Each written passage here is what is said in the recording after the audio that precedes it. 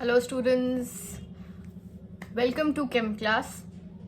और आज हम डिस्कस करने जा रहे हैं लेक्चर नंबर 4 हमारे इलेक्ट्रोकेमिस्ट्री लेक्चर सीरीज़ का। एंड आज का टॉपिक ऑफ डिस्कशन स्टूडेंट्स आप सभी के लिए है, that is the conductance of an electrolytic solution. So I hope आप सभी ने lecture number 1, 2 as well as 3 जो है वो देख लिया है। जिस किसी ने भी नहीं देखा है, जो चैनल पे पहली बार आया है, मैं आप सभी के लिए बता देती हूँ कि इस चैनल पे आपको केमिस्ट्री से रिलेटेड सारा ही कंटेंट अवेलेबल रहेगा related to JEE, NEET as well as CUET। अभी हम डिस्कस कर रहे हैं क्लास 12th का electrochemistry chapter and today we will be discussing about the electrolytic solutions. So सबसे पहले तो हम इस वर्ड इलेक्ट्रोलाइट को समझते हैं कि एक इलेक्ट्रोलाइट जो है वो क्या होता है। सो इलेक्ट्रोलाइट इज बेसिकली, आप यहाँ से देख रहे होंगे कि आपको एक यहाँ पर वर्ड दिख रहा है electro, which refers to your electricity. So अगर आपने कोई भी सोल्यूशन लिया है और उस सोल्यूशन में आपने वाटर और साथ में आपने ऐड कर दिया है कोई भी इलेक्ट्रोलाइट, सो इलेक्ट्रोलाइट की एक स्पेशल प्रॉपर्टी होती है, या मैं कहूँ एक स्पेशल फीचर है ये, कि ये आपका इलेक्ट्रिसिटी कंडक्टर होते हैं।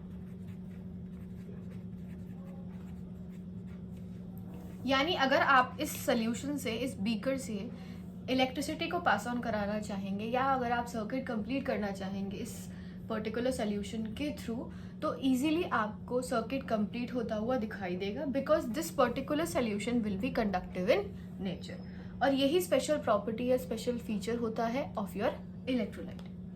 अब हमें ये समझना है कि अगर सपोज कीजिए आपने किसी इलेक्ट्रोलाइट का सोल्यूशन बना दिया है, तो वो आपका कंडक्टेंस किस तरीके से करेगा। यानी आवर नेक्स्ट टॉपिक और the term to be discussed is the conductance. ठीक है, अब इस कंडक्टेंस को समझने के लिए हम इसी का एग्जैक्टली ऑपोजिट वर्ड समझते हैं, which is students called as resistance. So हम सभी रेजिस्टेंस वर्ड से तो काफी फेमिलियर हैं। Resistance is basically the, I would say कि एक इलेक्ट्रिसिटी को एक किसी भी वायर से, किसी भी सोल्यूशन से पास होने में जो रुकावट मिलती है, यानी कि the hindrance to the flow of current. Current माने कि इलेक्ट्रिसिटी इज रेजिस्टेंस। तो अब हम कह रहे हैं that conductance is exactly opposite to your resistance, यानी कि द एबिलिटी और the tendency of electricity to flow is defined as conductance। यानी कि आपके एक किसी भी सोल्यूशन से अगर इलेक्ट्रिसिटी इजीली फ्लो होती है, तो उस पर्टिकुलर टर्म को हम डिफाइन करते हैं एज कंडक्टेंस। ठीक है, यानी कि we can call this particular term as inverse of resistance.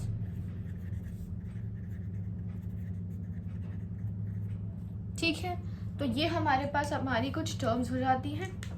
पहला है हमारे पास tendency to flow the current through a particular solution, and the second is that it is defined as the reverse or the inverse of your resistance property. अब चलते हैं हम आगे की सारी टर्म्स की तरफ। जब हमने कहा है कि कंडक्टेंस जो है इज इनवर्स ऑफ रेजिस्टेंस।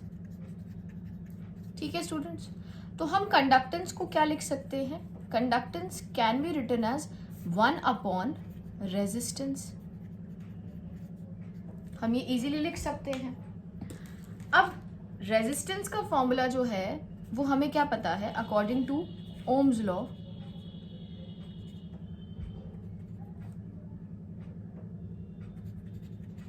वो ये है that resistance equals to rho L by A, जिसमें रो जो है वो आपके पास क्या होता है? रेजिस्टिविटी होता है। L जो है आपके पास that is the length, L is defined as length, A is defined as area and rho is students defined as resistivity. हम इस पर्टिकुलर एक्सप्रेशन से ऑलरेडी फेमिलियर हैं क्योंकि हम इसे 10th में 12th में हर जगह फिजिक्स में से स्टडी करते हुए आ रहे हैं.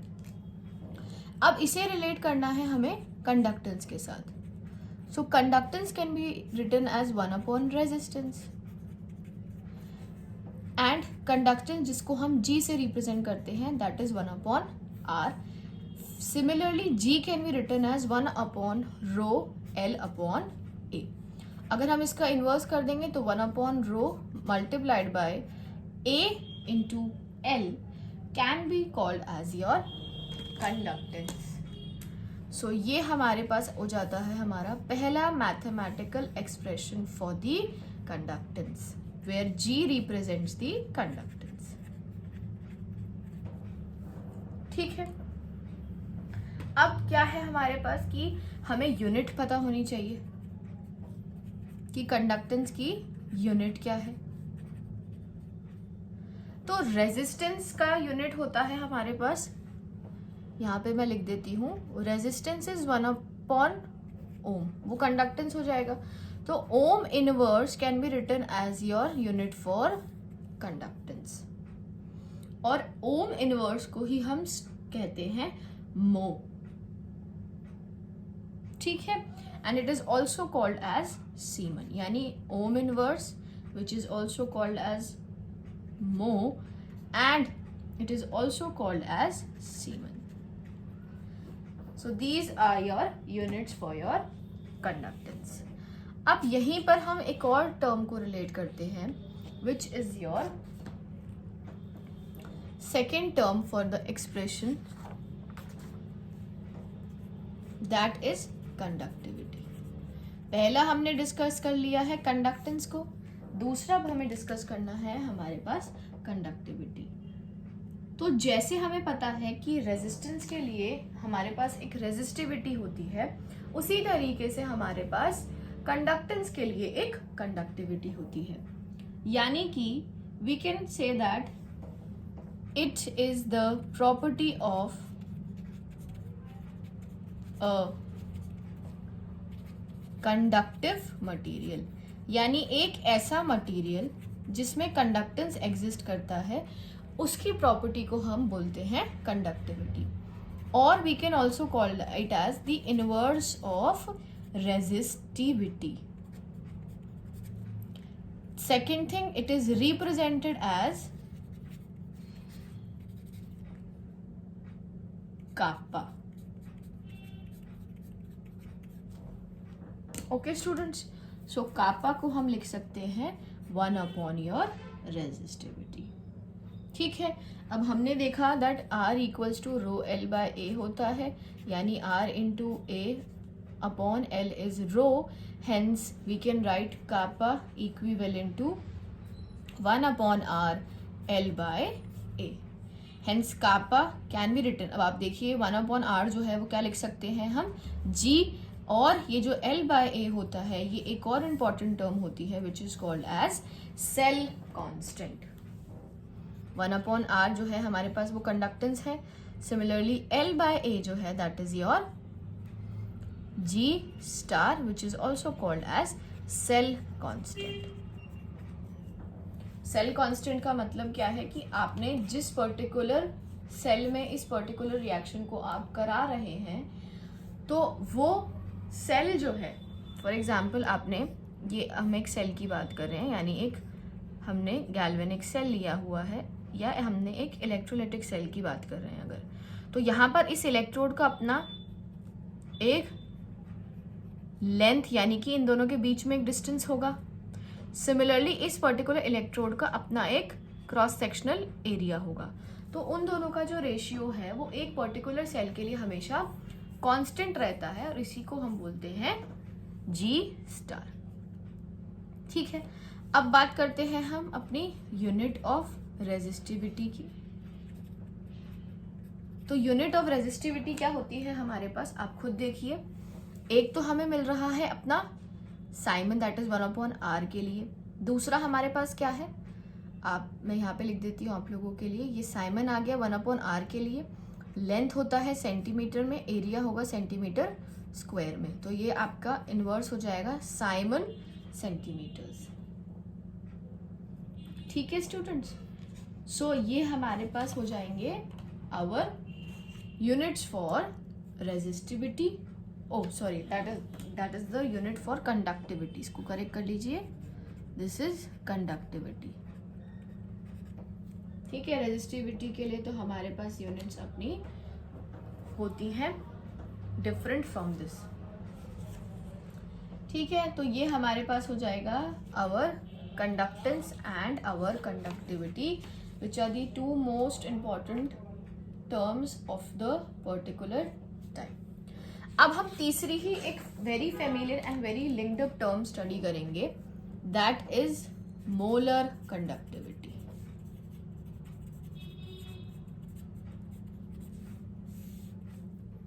ठीक है, सो आपके पास क्या है कि आपने पर्टिकुलर सॉल्यूशन में अगर एक फिक्स्ड अमाउंट ऑफ इलेक्ट्रोलाइट ले लिया है, फॉर एग्जाम्पल आपने बोला है कि एक हमारे पास सॉल्यूशन है, उस सॉल्यूशन में हमारे पास 1 मोल का इलेक्ट्रोलाइट है अगर, तो इस मोल ऑफ इलेक्ट्रोलाइट की वजह से जो भी कंडक्टिविटी होगी उसी को हम बोलते हैं molar conductivity, which is represented as lambda m। यानी कि the conductivity due to 1 mole of electrolyte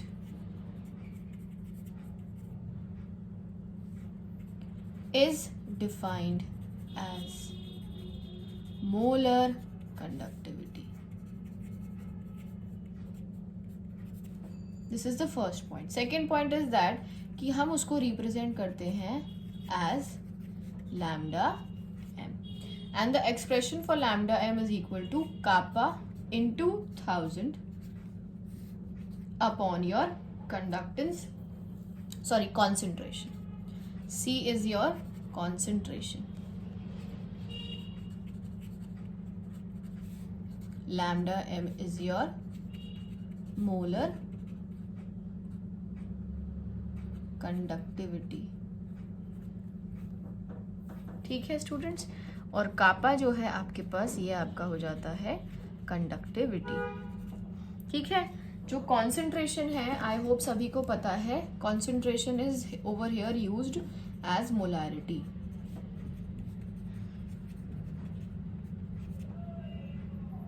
ठीक है,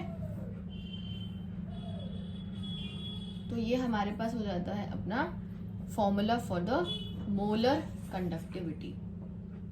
ठीक है, अब नेक्स्ट पॉइंट जो आता है वो ये आता है हमारे पास कि ऐसे कौन कौन से फैक्टर्स हैं जो आपका कंडक्टेंस और कंडक्टिविटी और मोलर कंडक्टिविटी को अफेक्ट करते हैं। यानी कि our next topic of discussion is the factors affecting. पहले हम स्टडी करेंगे अपने कंडक्टेंस के लिए। ठीक है, यानी किसी भी सॉल्यूशन से आसानी से अगर इलेक्ट्रिसिटी को फ्लो होना है तो हमें किन किन चीजों का ध्यान देना पड़ेगा। सबसे पहला जो फैक्टर है that is the nature and the structure of metal.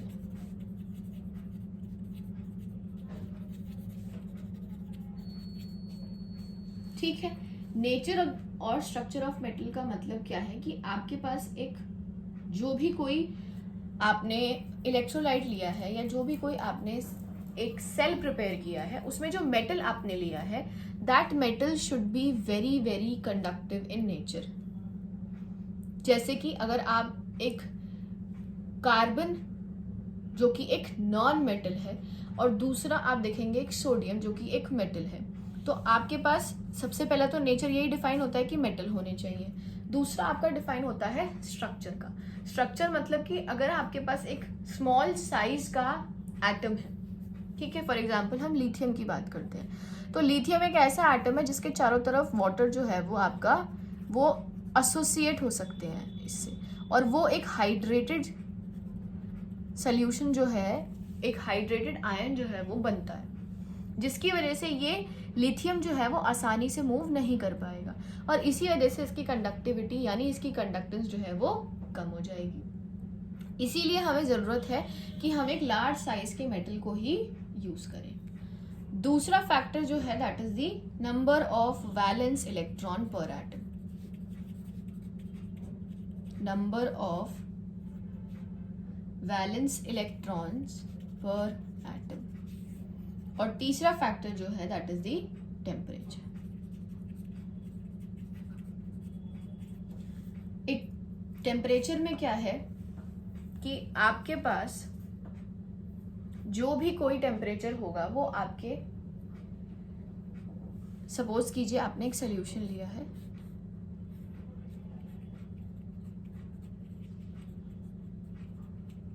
एक सॉल्वेंट के साथ आपने एक सल्यूट मिला दिया है। सल्यूट का मतलब यहाँ पे है आपके पास इलेक्ट्रोलाइट, ठीक है। अब होगा क्या कि अगर आपने इसका टेम्परेचर इंक्रीज किया है, ठीक है, तो टेम्परेचर इंक्रीज करने से स्टूडेंट्स क्या होगा कि आपके पास ये जो आपका पर्टिकुलर सोल्यूशन है इसका कुछ ना कुछ सॉल्वेंट जो है वो इवेपोरेट हो जाएगा, जिसकी वजह से आप ये देखेंगे कि कंडक्टेंस जो है वो आपकी टेम्परेचर के साथ डिक्रीज होती हुई नजर आती है, ठीक है। जो नेक्स्ट हमारे पास है topic that is the factors affecting your conductivity.